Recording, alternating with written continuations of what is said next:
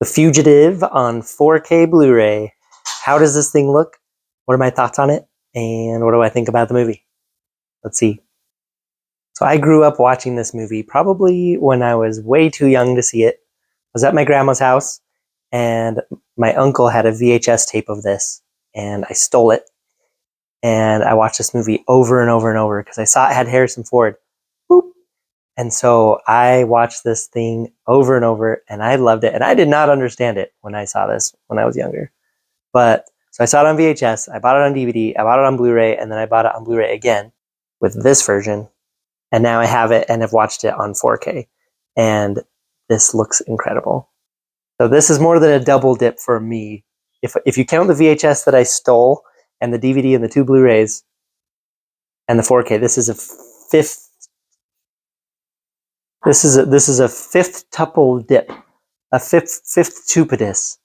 I've dipped fifth times on this movie.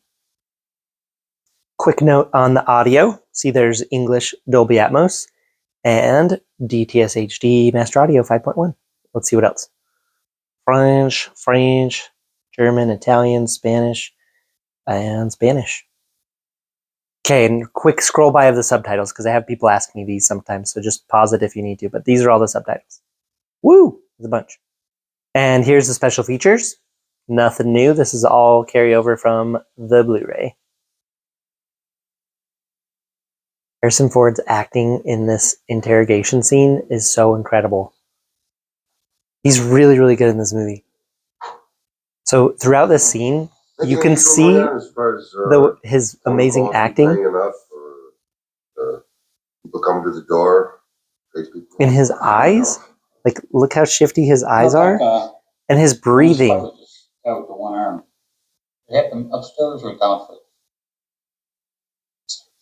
You can tell he's like almost having like a panic attack. Like you can see his chest like heaving, and his eyes are moving around really quickly. Like he's doing a really good job right here. Here's a quick shot of this little menu for the nerds out there. This is generated on my Panasonic player. And then this bad boy, I don't know if some people like looking at that. Pause it. Okay, so my wife and I were in a film class in college, and they actually showed this opening scene where it's showing like murder flashbacks, party flashbacks, and then this interrogation. And the teacher's like, okay, what's the point of this scene? And my wife raises her hand and she's like, it's to get you invested in the character, to see if you can, you know, make you want to find out what happens and to find out if he's guilty. And it's to, you know, make you want to learn more. And the teacher looks at her and goes, no, it's to hook you. It's like, are you serious, college professor, right now? My wife literally defined a hook in a movie and she's like, no, you're wrong. It's to hook you. That was a really weird moment that we laugh about a lot now. Speaking of Harrison Ford's acting again, as they're loading him up on the bus, you can just see that he has like this fear in his eyes. Like he's kind of doing those fast eye movements again. He's so good in this. This train crash was absolutely awesome in 4K, and with the Dolby Atmos, sounded like I was in the train crash, which is what I want out of a movie. I want to be in the train crash. Look at this amazing stunt right here.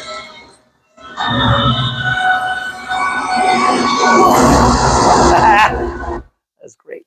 Let me just say happy birthday to Andrew Davis, the director of this movie. He is 77 years old today, the same age as Tommy Lee Jones. Even though Tommy Lee Jones looks like he's like 57 in this movie, he's only 77 today. But yeah, Andrew Davis's birthday. A couple of movies that I like of Andrew Davis's are Holes and The Guardian. The Guardian, watching that gets me pumped up and makes me want to work out. You may be able to tell I have not been watching it recently. So here's old, not old Tommy Lee Jones, looking old. But his character introduction in this is so cool. You can tell he's a guy that like knows what he wants and is very demanding, but is also extremely capable. And I love this speech that has been parodied a lot in the 90s, especially Tiny Toons. For 90 minutes. This is so cool. Foot speed over uneven ground, barring injuries, 4 miles an hour. That gives us a radius of 6 miles. What I want out of each and every one of you is a hard target search of every gas station, residence, warehouse, farmhouse, hen house, outhouse, or doghouse in that area. Anyway, it's so good. I love that speech. I don't know if I showed too much of that. I might have to cut that. Hopefully not. But if you've ever seen the Tiny Toon, there's a Tiny Toons, I don't know if it's a special or an episode, where he's in it. Tommy Lee Jones, this character, Sam Gerard, is in it. And he's like, they make fun of him really good. I was trying to find a clip of it online. I couldn't. But if you've seen that Tiny Toons episode, let me know, because he's amazing in it. They do a really good parody. All right, let's talk a little bit about the quality of the 4K, because a lot of you are here for that. Thank you, by the way. And then I'm going to talk about the movie kind of like it's a book club and it's my turn to talk. So just go through and show you some stuff. The 4K. So I was trying to watch this really, really closely, and this is a professionally calibrated TV, and the grain is very, very, very light. So whatever film stock they used, or however they filmed it, it's very light, but it doesn't appear to be tampered with. And I will say that this is one of the most, I don't know how to describe it, this is one of the most perfect looking 4Ks that I've ever seen. It is incredible, and it was an absolute delight, and it is a significant upgrade over the Blu-ray in the detail. Like the amount of detail that they pulled off of the film is just incredible. And then the colors look a lot better, like specifically the blacks. And like I felt like the Blu-ray was too bright and kind of had like a haze over it compared to this. Like this 4K is absolutely phenomenal looking. And the color palette of this movie is not like super beautiful. I mean, it's like wintry, Chicago-y area, so it's a lot of like grays and earth tones and grays and earth tones and overcast and grays. But it looked so good all the way through. And the parade, what's the parade that they have in it? St. Patrick's Day parade. Besides the fact that so many of the extras in that parade were looking right into the lens of the camera, it's kind of fun to spot. Next time you watch the parade scene, spot how many extras look right into the camera. But like the colors in that and the detail, and I'll show you in a little bit here, the Chicago like cityscape during the day, so much detail. And I mean, that's not why we're watching it. We're watching it for the story, but my goodness, this is the best it's ever looked. All right, so growing up watching this movie, when admittedly I did not understand a lot of what was going on in this movie, I just knew that the good guys were chasing this good guy, and this good guy is really, really smart and doing cool stuff, and that I mean, his wife got brutally murdered, you know, for an 8-year-old to watch that was eye-opening, I guess. But, and I didn't know what they were doing in the flashbacks. It just seemed like they loved each other. But one thing I did love as a little kid watching this movie over and over and over, I love watching his ability to like survive and all of his disguises. And I've always loved this scene where he like gives himself a haircut and he steals the guy's clothes. Hasty shaving. All right, this part, for whatever reason, has stuck out to me my entire life. Harrison Ford jamming eggs into his mouth with his hands. Like every time I eat scrambled eggs, and even before, like as a kid, when I'd eat scrambled eggs, like with my hands, like I always think of this part. I'm always like, I'm Harrison Ford in The Fugitive when he's eating that old guy's eggs. I'm just like, log on. Anyway, I've always liked Harrison Ford jamming down eggs with his hands in this scene for some reason. All right, so the chase is on, and it's really awesome. And he went into a tunnel in an ambulance, and they're following him in a helicopter, and it's like, oh man, they're going to cap off both ends, and they're going to catch him, and whoa, this is intense. And then this happens. Watch what these guys do with their guns when they pull them out.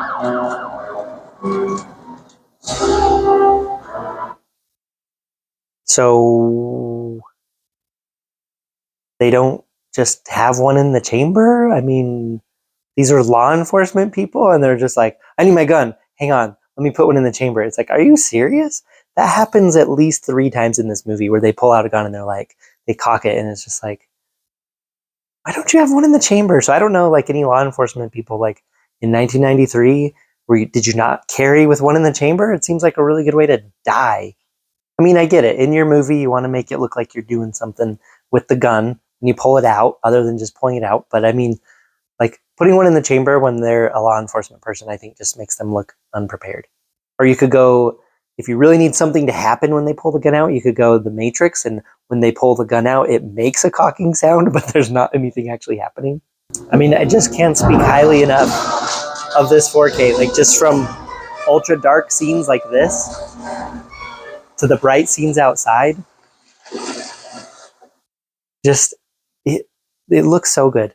It absolutely looks incredible. It looks perfect. I had zero problems with this disc. Like, incredible image quality, and the Dolby Atmos.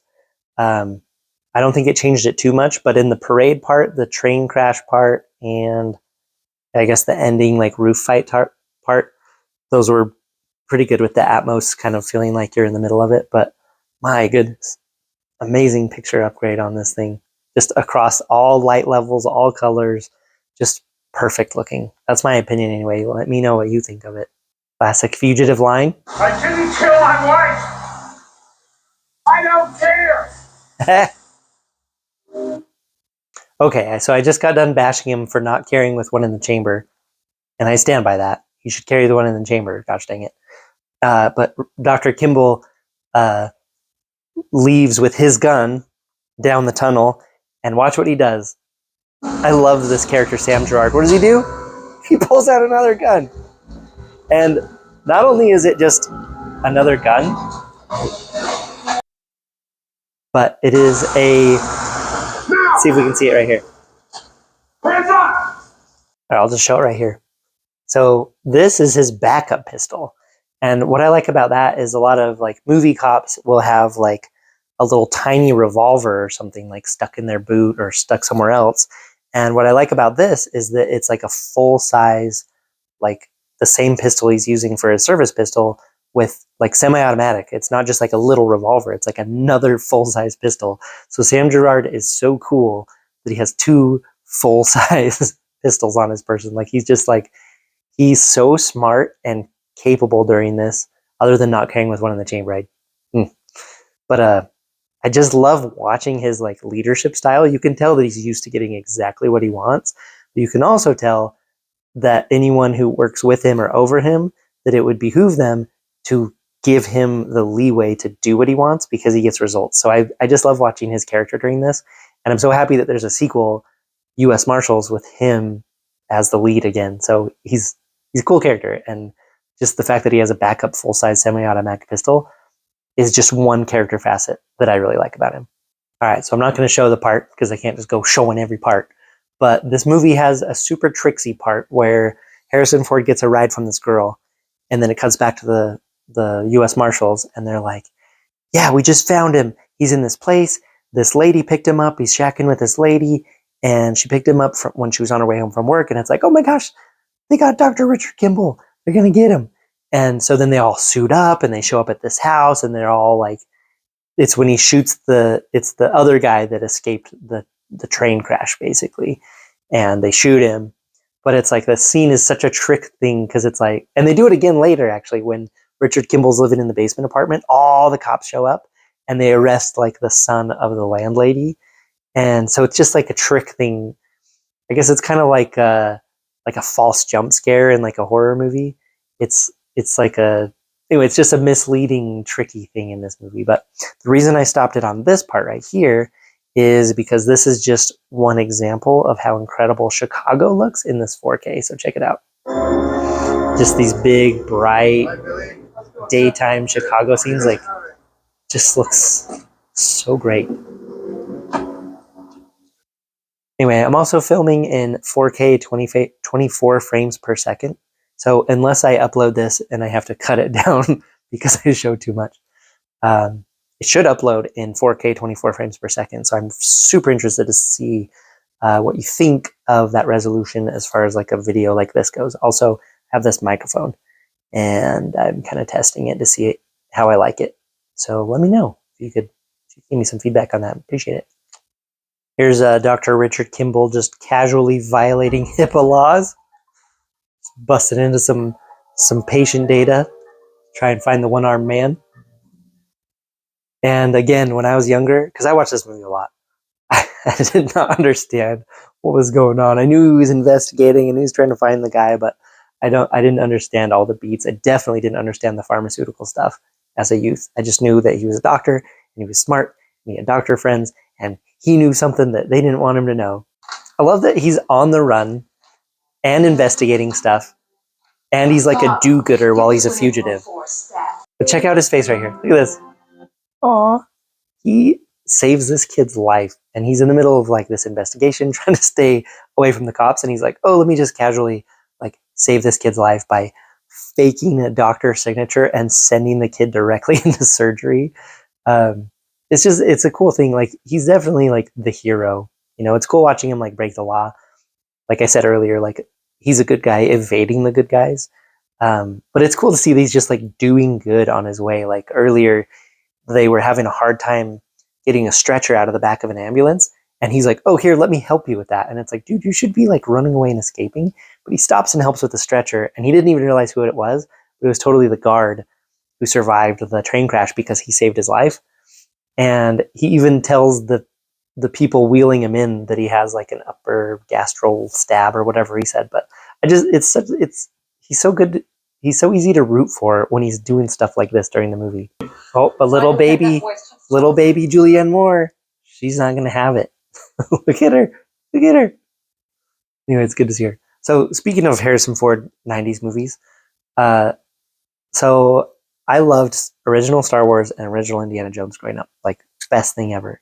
And I can still remember the day that I found out that that Han Solo and Indiana Jones were played by the same person, and that was Harrison Ford.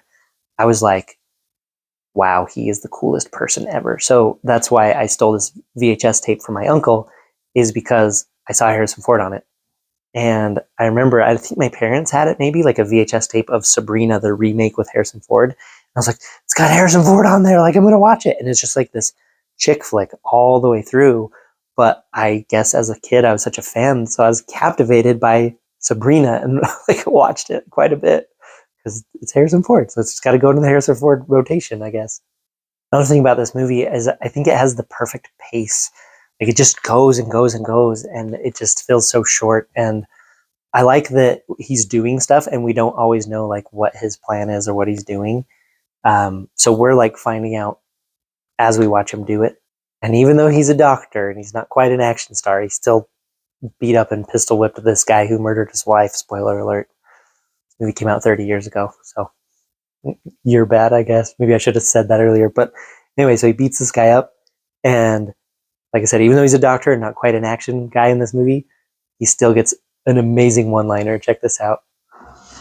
Missed your stop.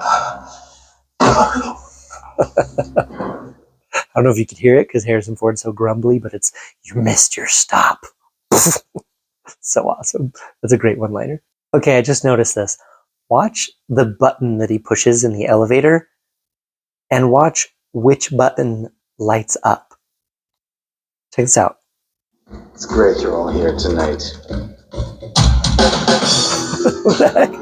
Okay, so speaking of, I love Tommy Lee Jones' character in here, Sam Gerard. There's a point in the movie that he is no longer chasing him to kill him or capture him. At this point in the movie, I believe, and I think it's true, is that it's switched, that he's chasing him to actually protect them from the Chicago Police Department. I mean, maybe that's obvious to everyone else, but they think he's a cop killer. He has been following him step by step, learning about his exploits, some of which Richard Kimble left breadcrumbs for him to find, like the killer's house. But then there's other things like Julianne Moore telling him that he saved this little boy's life. And so at this point in the movie, he's, you know, when they find out that the cop got killed, he's like, oh no, did he shoot a cop? But really, at this point in the movie, Sam Gerard, that's his name, I think he 100% he believes that he's innocent just from the trail of evidence he's been following. I think he believes he's innocent. So I really like this part right here. Officer down at Balboa Station, a guy with 2 guns. So the Chicago cops don't want to let him in. Witnesses say he entered the hotel from the subway. That's my man. Not anymore. Now he's going down. You the hell much you stay the hell out. Arrest us. Anyway, look at that mustache and tinted glasses. My goodness. No, I love it though. It's he's going in there to get him, to protect him from these cops. So I like it. You got multiple parties trying to get him for different reasons. Very cool. I do think that it's a little intense that Dr. Nichols just goes like full battle mode on Harrison Ford here. Like he's in the middle of giving his speech and then he's like, just excuse me, everyone, I'll be right back. And then he goes in here, he like smashes a chair on his head, and then he just like full battle mode, and he looks awful. Like I mean, especially after they fall through the glass, like he's just covered in blood. Anyway, so I get it. I get Harrison Ford's like passion, like fighting this guy who did all this bad stuff and essentially got his wife killed. But it's so what was the guy's plan? Like, leave the speech. I'm gonna hit this guy on the head with a chair and then kill him and then go back and do my speech with the dead body. And you're like, what was his plan here? You know what I mean? But this is a great fight. And on the 4K with all the black in the background and all the stark lights, it looked so good. This part is so disturbing. It's kind of reminds me of the part where Emilio Estevez eats it in the elevator in Mission Impossible. But this guy also, look at him, he's so brutally beat up. Do they keep iron I-beams dangling on like a slidey pulley thing? I mean, is that not like an iron I-beam? I don't know. I've never been on the laundry level of a gigantic Chicago building, but are there just floating I-beams on pulley systems floating around there? Because when the Matrix guy just eats it in the face, this thing, like, it's just like this bonk noise, and it's like, there's been quite a lot of violent stuff in this movie so far, but for whatever reason, that blunt iron to the face might be the most disturbing thing. Here it comes. All right, I don't know if my cut included it or didn't include it. We'll find out. But that part is so rough. It was seriously like a bonk noise. Ooh. And if the deal was not already 100% sealed that Sam Gerard believes he's innocent, which he is, because he's sitting here giving a speech about how he believes he's innocent, then you go have Richard Kimble save his life right here. That guy was about to kill Sam Gerard, and then we wouldn't have a sequel. It'd be terrible. He's like, oh, he saved my life. Here's some more amazing acting from Harrison Ford as he looks happy. Like, you actually get a couple smiles out of him right here. Also, the bruising makeup on his face looks really great. This is such an incredible ending. Just these two dudes in the car together. Such a great ending. But just like, look at his face. Aw. Look at that. Look at him helping him. Look at the big dog there.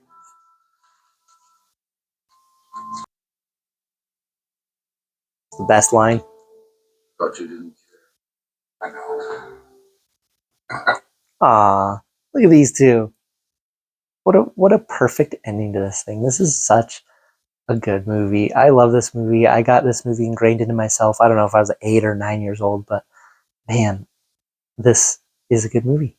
And me and my wife have a great quote from our college professor who, I don't know, to get out of this movie. But I love this movie, and I think about it all the time. And so when I saw that it came up on pre-order, I pre-ordered the 4K Steelbook immediately, and it looks great. Even though there's no new special features, which I wish there were, I'm so excited to have this movie on 4K, and it looks phenomenal, and it is a huge upgrade over the Blu-ray. So if you're wondering that, and if you made it this far, it is great. So I love this movie. Incredible 4K disc, and yeah, I think we're going to wrap it up. So I'd love to hear what you think of this movie, and thank you for watching, and I'll see you on the next one. Bye!